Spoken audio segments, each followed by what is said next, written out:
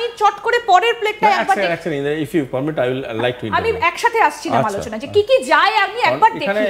হ্যাঁ আচ্ছা বলুন। এখানে একটা জিনিস আছে যেটা না বললেই নয়, আমি তার জন্য লোভটা সামলাতে পারলাম না। সেটা হচ্ছে আমার যতদূর মনে হয় একজন মহৎ আত্মা কিছুদিন আগে বলেছেন না, আমরা ডেড ইকোনমি। আচ্ছা, ডেড ইকোনমিতে একটা ডেড ইকোনমির সাথে রপ্তানি এত বাড়ছে কি করে? আমরা তো ডেড ইকোনমি, আমাদের তো কোনো ইকোনমিক স্ট্রাকচার নেই। তার মানে একটা কোভিড কমপ্লিট হওয়ার পরে আমরা এগোচ্ছি ৭৭, ৯১ বাড়তে থাকছে যতটা, এটাও যথেষ্ট কনসিডারেবল। 2023-তে আরও বাড়ছে, এবারেরটা যদি আসে সেটা আরও বেশি হবে। তার মানে এই জিনিসটা যখন আসছে আর একই সাথে সেই দেশটাকে বলছেন ডেড ইকোনমি, দুটো কথা তো একসাথে মিলছে না। তার মানে কোথাও আমি একটু পরের প্লেটটা দেখিয়ে দিই, যেটা নিয়ে আমরা বলছিলাম যে কি কি যায় আমেরিকাতে, একটু দেখাতে বলবো। এই যে ভারত মার্কিন যুক্তরাষ্ট্রে কি কি রপ্তানি করে, এই যে ড্রাগ ফর্মুলেশন, টেলিকম ইনস্ট্রুমেন্টেশন, মূল্যবান পাথর, পেট্রোলিয়াম দ্রব্য, স্বর্ণ এবং গয়না, আরএমসিজি, তুলা, লোহা এবং ইস্পাতে, যেটা নিয়ে আলোচনা হচ্ছিল, যে মোট আমদানি আর মোট রপ্তানি। এই ফিগারটাও কিন্তু যথেষ্ট ঈর্ষণীয়। আমি এই জায়গাটা একটু আপনার কাছ থেকে জানতে চাইবো যে এত কিছু তো নিচ্ছে, ভারত যদি তার উপরও একটা লেভি বসিয়ে দেয় বা একটা ট্যাক্স বসিয়ে দেয়, তাহলে ডোনাল্ড ট্রাম্প কি করবেন? না, পয়েন্টটা আমার কাছে এইটাই। আমি আগের চ্যানেলটাতে যেটা বললাম, মানে আগের ফেজটাতেও যেটা বললাম স্লাইডটায়, সেম জিনিস। সেটা হলো যে আমি সত্যি কথা আমি আজকে বুঝতে অপারক, I am very sorry about that. সেটা হলো একটা দেশ যার ইকোনমি সময়ের সাথে সাথে পড়ছে, অ্যাকর্ডিং টু ডোনাল্ড ট্রাম্প, আমি বলিনি কিন্তু, ডেড ইকোনমি আমি লিখিনি, কোথাও টুইট করিনি, ডোনাল্ড ট্রাম্প টুইট করেছে। যার পড়ছে ইকোনমি, যার অবস্থা খারাপ, তার থেকে জিনিস কেন এত পারচেস করছে? সে কম দামে পাচ্ছে এরকম তো না, এরকম তো নয় যে আমরা প্রচণ্ড সাবসিডি দিয়ে আমেরিকাকে জিনিস বিক্রি করছি। তাহলে কেন নিচ্ছে? তার মানে নয় ডোনাল্ড ট্রাম্প কোনো একটা উত্তেজনার বসে ইন্ডিয়াকে ডেড ইকোনমি বলেছে, নয় ডোনাল্ড ট্রাম্প এমন কোনো কথা বলছে যে কথাটার অ্যাকচুয়াল মানে সে নিজেই বুঝতে পারছে না। আদারওয়াইজ যে একটা দেশের সাথে তার এরকম মূল্যবান জিনিসপত্রের আমদানি রপ্তানির সাথে যুক্ত, যেমন ড্রাগ ফর্মুলেশন, মানে এখানে কেমিক্যাল কম্পাউন্ডস যাবে, কেমিক্যাল কম্পোনেন্টস যাবে, এবং এখানে বিভিন্ন রকম ফর্মুলা এক্সচেঞ্জ হতে পারে। দ্বিতীয় হচ্ছে টেলিকম ইনস্ট্রুমেন্টেশন, এখানে তো বলাই বাহুল্য যে কি ধরনের জিনিসপত্র যেতে পারে, ওয়্যারলেস টেলিকমিউনিকেশন, মানে সিম কার্ড, এখানে এর নাম্বার অফ থিংস। মূল্যবান পাথর, এই যে রিসোর্স অ্যান্ড মিনারেলসের মধ্যে এটা পড়ে। তারপরে আসছে পেট্রোলিয়াম পণ্য, গোটা পৃথিবী জানে হাউ ইম্পর্টেন্ট ইট ইজ। তারপরে আছে গয়না, তারপরে আসছে এফএমসিজি প্রোডাক্টস, তারপরে আসছে লোহা ও ইস্পাত। এই পয়েন্টটাতে আমি একবার আসতে চাইছিলাম। এই যে লোহা ও ইস্পাত is one of the biggest transactional process, খুব ইম্পর্ট্যান্ট একটা জিনিস। যখন আমেরিকা আগামী দিনে এবং এখনও সব থেকে বেশি ইনভলভমেন্ট এবং ইনভেস্টমেন্ট হচ্ছে ইনফ্রাস্ট্রাকচারাল ডিপ্লোমেসিতে, বিভিন্ন দেশে গিয়ে ব্রিজ তৈরি করছে, বিভিন্ন দেশে গিয়ে বাড়ি তৈরি করার চেষ্টা করছে, বিভিন্ন দেশে গিয়ে বিভিন্ন রকম ইমারত খাড়া করার চেষ্টা করছে, তখন এই যে ইম্পর্টেন্ট যে ইনভেস্টমেন্টটা করছে তার পিছনে লোহা ও ইস্পাতের একটি অত্যন্ত গুরুত্বপূর্ণ স্থান রয়েছে। তো সেই জিনিসটাই তারা আনে ইন্ডিয়া থেকে। তো সেই ইন্ডিয়াকে তারা আজকে সাইডলাইন করার যে কথাটা বলছে, ইন্ডিয়া রিটালিয়েশন করছে ইন দেয়ার ওন ওয়ে, এটাই তো হওয়ার কথা ছিল।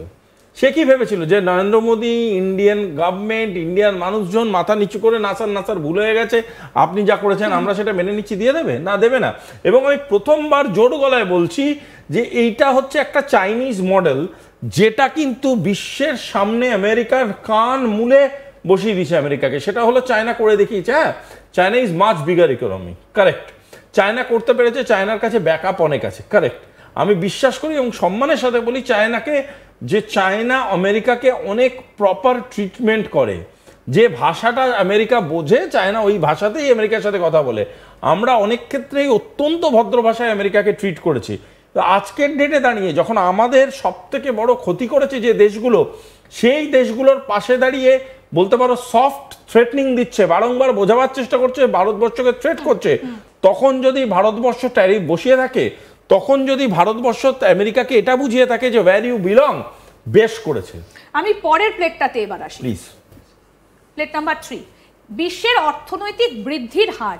মানে এই যে খানিকক্ষণ আগে বলছিলাম না যে ভারতের উন্নতি কি একটা ঈর্ষার কারণ, আমি একটু দেখাতে বলবো। এই জায়গায় 2025-26-এ একটা তুলনা হয়েছে গোটা বিশ্বের নিরিখে, কি হয়েছে না, ভারত রয়েছে 1 নম্বর পজিশনে 2025 এবং 2026-এর তুলনা। এটা 2025-এ ভারতের অর্থনৈতিক বৃদ্ধির হার হচ্ছে 6.2, আর 2026 মানে এটা হচ্ছে প্রজেকশন এবছর আর নেক্সট ইয়ার প্রজেকশন হচ্ছে 6.3। চীন 4 এ স্ট্যান্ড করে রয়েছে এবং ইউএসএ 1.8, 1.7, আর গোটা বিশ্বের অর্থনৈতিক বৃদ্ধির হার 2.8, সেটা 2026-এ হচ্ছে 3.0। আমি এইখানটাতে একটুখানি ভীষণভাবে একটু দৃষ্টি দিতে বলবো যে বিশ্বের অর্থনীতির নিরিখে, এটা IMF এর একটা হিসেব রয়েছে, সেখানে বলছে যে ভারতের বৃদ্ধির হার গোটা বিশ্বের যেটা অর্থনৈতিক বৃদ্ধির হার তার থেকে অনেকটা উপরে রয়েছে। একটা কম্পারিজনে খুব চোখে পড়ার মতো, সেটা হলো এই 0.1% ড্রপ আছে এখানে ইউএস এর ক্ষেত্রে। মানে প্রজেকশন হচ্ছে ইউএসএ থেকে 0.1% ড্রপ, এই যে এখানটা দেখো 1.8, প্রজেকশন কত আছে 1.7। তার মানে হচ্ছে রিফিউজাল অফ ইনভেস্টমেন্ট, মানে ইউএসএতে যা ইনভেস্টমেন্ট ছিল, যে বাণিজ্য করতো বা যে ধরনের ট্রেডের সাথে যুক্ত ছিল, সেখান থেকে রিফিউজাল হলো। অথচ এইখানে দেখো ভারতের ক্ষেত্রে ইনভেস্টমেন্ট বাড়ছে, এই ক্ষেত্রে ট্রেড বাড়ছে। কেন বাড়ছে আমরা অবাক হব না, যদিও এটা ডাইরেক্ট ম্যাপিং, 1-to-1 ম্যাপিং যেটাকে আমরা ম্যাথামেটিক্সে বলি, সেটা না হলেও এটা আমাদের বুঝতে হবে যে এর মানেটা একটা জিনিস বোঝাটা খুব প্রয়োজনীয়, যে এই যে জিনিসটা ঘটছে, এই যে গোটা ফেজটা আমরা দেখতে পাচ্ছি, এই ফেজে কিন্তু একটা জিনিস ভীষণভাবে ইম্পর্টেন্ট। সেই জিনিসটা হচ্ছে যে ভারতে এরকমও তো হতে পারে বহু এমন ইনভেস্টমেন্ট ভারতবর্ষ থেকে, ভারতের বহু ধরনের ইনভেস্টমেন্ট, এখানটা দেখুন ভারতের বহু ধরনের ইনভেস্টমেন্ট এখানে আছে, যেই ইনভেস্টমেন্টগুলো যে 6.2 থেকে 6.3 বহু ইনভেস্টমেন্টের অ্যাডিশন ঘটেছে, এখানে বহু ইনভেস্টমেন্টের ডিক্রিজ হয়েছে। এই যে এটা তো বোঝাই যাচ্ছে, কারণ আমরা গত শুক্রবার থেকে দেখছি যে ইউএসএ মার্কেট অনেকটা ডাউন, শেয়ার মার্কেট, এবং ইন্ডিয়ান মার্কেটে কিন্তু সেইভাবে কোনো প্রভাব আমরা শুক্রবার, মানে এত বড় একটা ট্যারিফ চাপিয়ে দেবার পর একটা জুজু দেখানোর চেষ্টা করেছিল ডোনাল্ড ট্রাম্প করেছিলেন, সেটা যে ভারতীয় মার্কেট দেখেনি এবং ইনভেস্টাররা আবার ফিরে আসছে, সেটা এই জায়গাটা থেকে সেটা একদম স্পষ্ট। আমি পরের গ্রাফিক্স প্লেটটাতে আসি, পরের প্লেটটা আমি দেখাতে বলি। এই যে ভারত অন্য সমস্ত সকল প্রধান অর্থনীতিকে ছাড়িয়ে গেছে। খুব ইন্টারেস্টিং, এটা আন্তর্জাতিক মুদ্রা তহবিলের এই হিসেবটা বলছে যে ভারতীয় অর্থনীতি কতটা উন্নত। আমি খুব কাছ থেকে যদি এটা দেখি, ভারত 1 নম্বরে রয়েছে, তারপরে অন্যান্য দেশগুলো রয়েছে, এবং ভারতের অর্থনৈতিক বৃদ্ধিটা 6.50। আমি এই জায়গায় দাঁড়িয়ে ডোনাল্ড ট্রাম্প তিনি কি